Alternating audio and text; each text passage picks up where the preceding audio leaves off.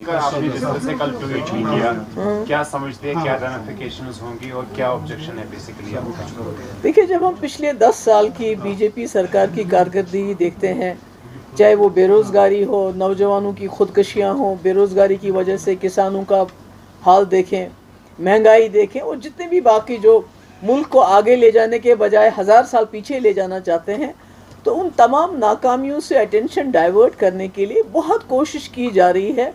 किसी तरह से हिंदू मुस्लिम फसादात हो, लोग सड़कों पे आए।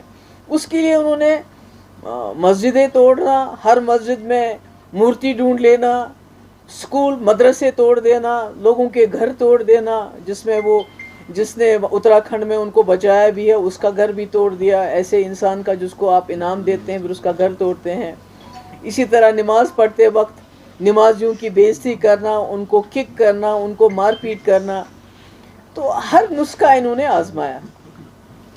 जब देखा इन्होंने कि किसी तरीके से जो हमारी जो मुसलमान भाई हैं वो सड़कों पे नहीं आ रहे हैं जिस तरह से ये चाहते थे कि वो आएँ और फसादात हो जाएं, तो अब इन्होंने आखिरी तीर जो इनके कमान में था उसको इन्होंने चलाया है, ये सोच के कि फिर से, जैसे आपको याद होगा शाहीन बाग में कितने पीसफुल प्रोटेस्ट हुए थे, उसके बावजूद अभी तक हमारे कई नौजवान इस वक्त जेलों में बिना ज़मानत के 2-2, 3-3 साल से बंद हैं।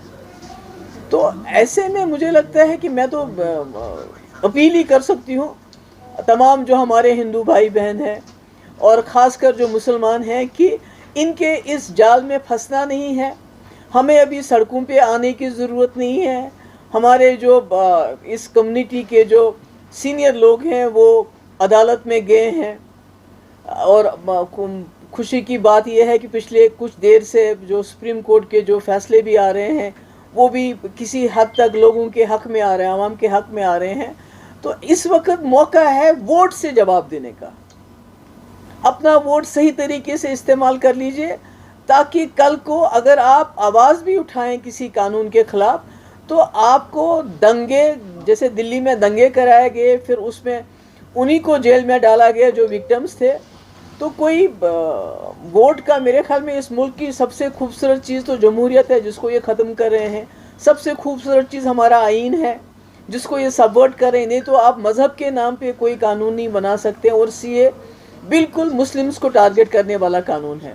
तो मेरी मोतबाना गुजारिश है तमाम लोगों से, खासकर मुसलमानों से, खुदा के लिए इनके जाल में मत फंसिए, अपने वोट का सही इस्तेमाल कर लीजिए और उसके बाद कानूनी तरीके से इस लड़ाई को लड़ने की ज़रूरत है। अभी खुदा ना खास्ता गुस्से में, तेश में आके कोई हरकत नहीं करे।